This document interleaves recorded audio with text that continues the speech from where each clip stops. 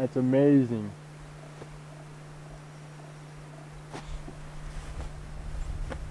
My birthday one year, I asked my dad for a little bike when I was about 5, and I was telling him, you know, if you can't find a red bike, then find a blue one. If you can't find a blue one, next best thing would be a green one. If you can't find a green one, then I don't remember the colors after that, but he got me a bike for my birthday that year, and neat little bike. Had the American flag painted on it. Then one day I left it out in the middle of the road there in the street. Steamroller ran over it. I had no more bike. Kind of sucked. I haven't said that word in a long time. Sucked. Brings back memories. It was, you know, flat. The flag was laying there, just perfect, just pristine flag.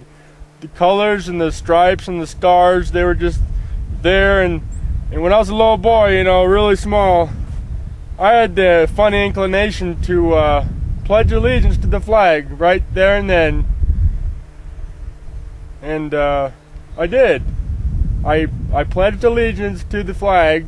Although my little heart was broken, I pledge allegiance to the United States of America and the flag for which it stands, one nation under God, indivisible, liberty for all. Liberty and justice for all. Liberty and justice for all. I got my liberty, that's for damn sure. I had a puppy too one time. You got run over by a steamroller too.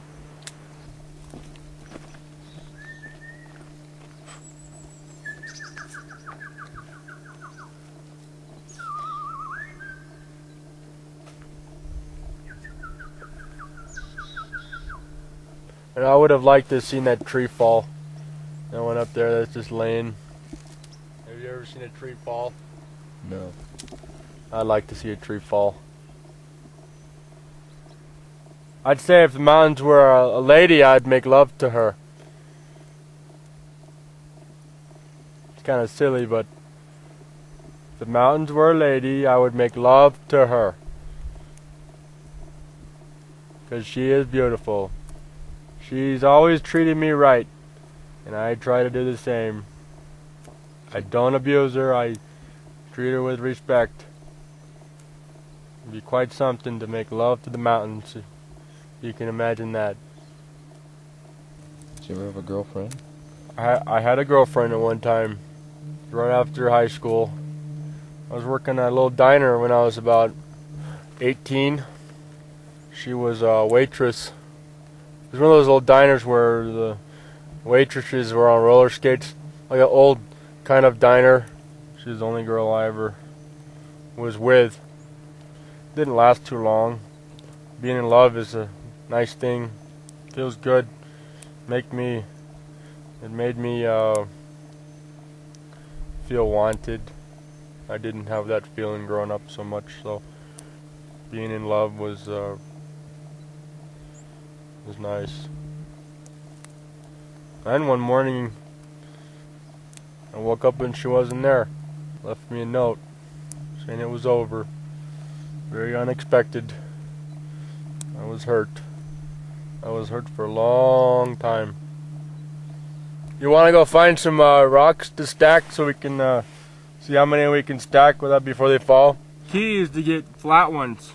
Stack the best. That may seem kind of obvious to a lot of people, but it's the truth.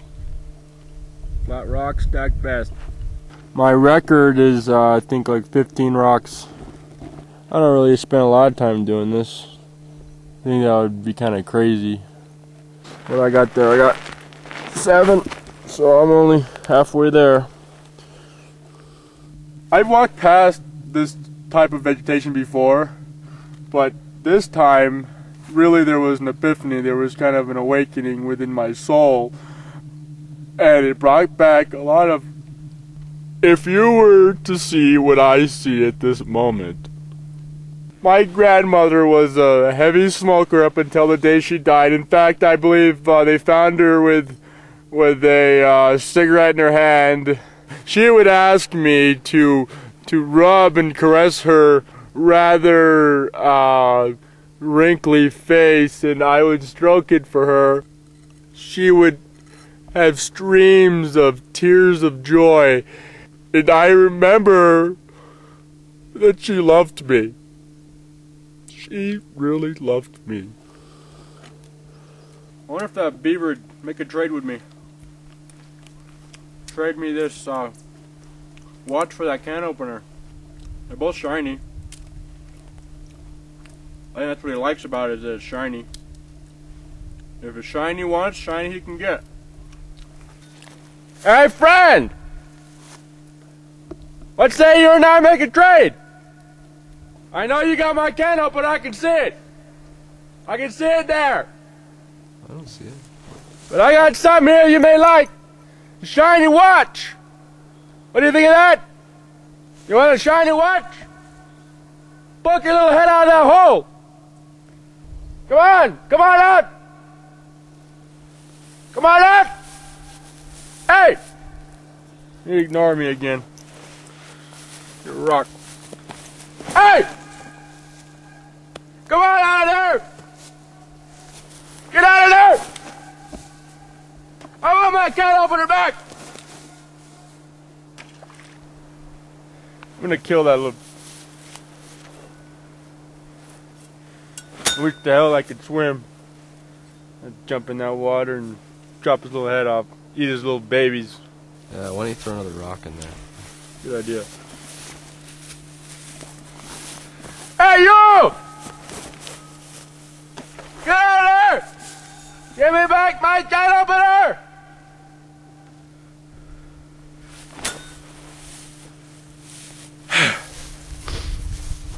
See what I gotta put up with? This particular hole belongs to a rodent. Probably a little mouse, field mouse. Let's see if we can catch him. Let's see if we can get in there and get him. Kind of ruined his house now, but it's alright. If I catch him, he's gonna die anyway. Quickest way to kill him is to squeeze him to death.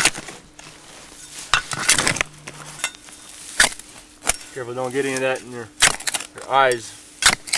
My sense of hearing has really become quite acute living out here. It's not really polluted by a lot of city sounds like TVs, radios, horns honking.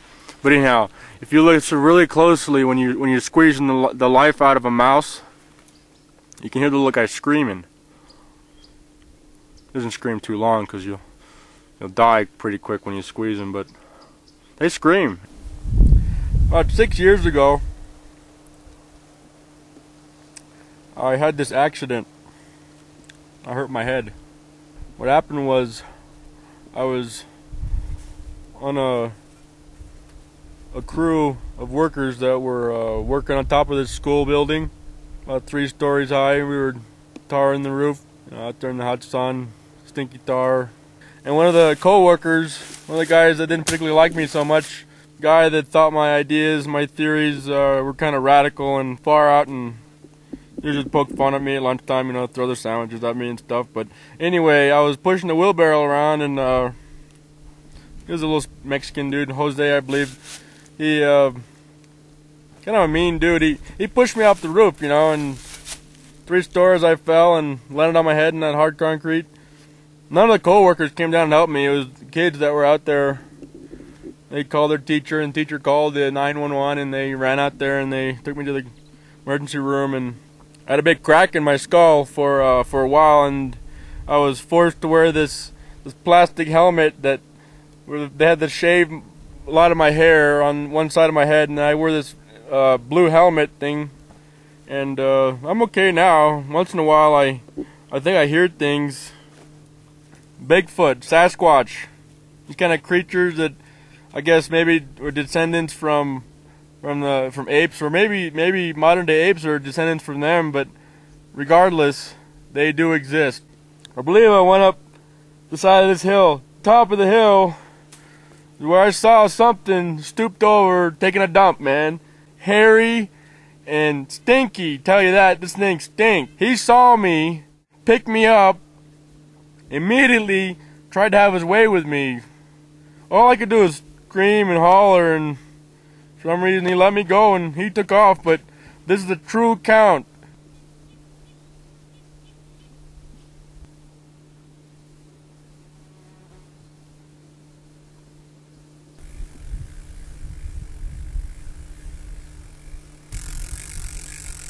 Look at that crap. Any luck fishing today?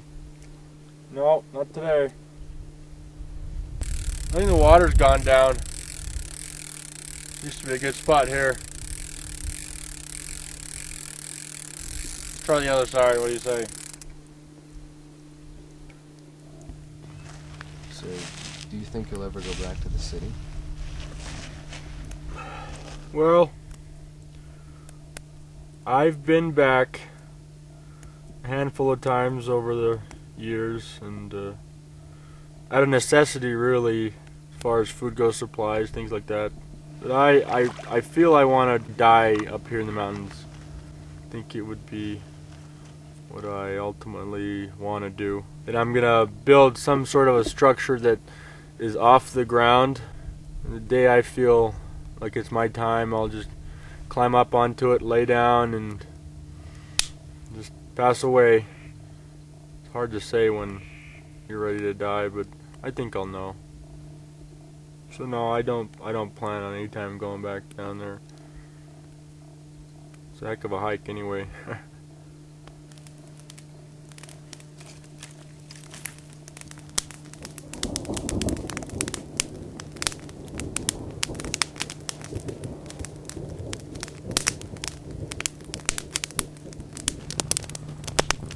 I've got somewhat of a ghost story to share with you. It's about a lady. She was driving her car on a country road, kind of a desolate road. She was driving an old beat up car. Kind of all of a sudden her car starts to sputter and dies, and so she pulls over to the side of the road, gets out, opens the hood, looks underneath. She's not a mechanic, she really doesn't know what to look for. She remembers a house that she'd driven by probably a half a mile, 3/4 miles back. Mansion, big house kind of thing. She heads down that way, and she eventually gets to the house, and she knocks on the big doors that are there, real huge doors, probably like 8-9 feet tall. And this big tall guy opens the door, says, "May I help you?" And she explains her situation, and he kind of raises his hands towards her and says, "Do you know what these hands can do?" She goes, "No." Again, he says, "Do you know what these hands can do?" And this freaks her out. She turns around, heads down the hill, races back to her car, and this guy's on her heels. She reaches her car, opens the door, hops in, tries the ignition 1, 2, 3 times, can't get it started. She's looking in the rearview mirror, and this guy is heading down, barreling down behind her. He gets up to the car. She's freaking out. She's rolled all the windows up, locked the doors. Again, she's trying the key. This guy bangs on the window. "Do you know what these hands can do?" "No, I don't know, and I don't want to know." And the guy says, "These hands can fix your car." So he fixes her car, and she goes home. That's about it. That was pretty scary. Yeah, it wasn't too bad, you know, I guess. That was a good story. I was scared. That's good.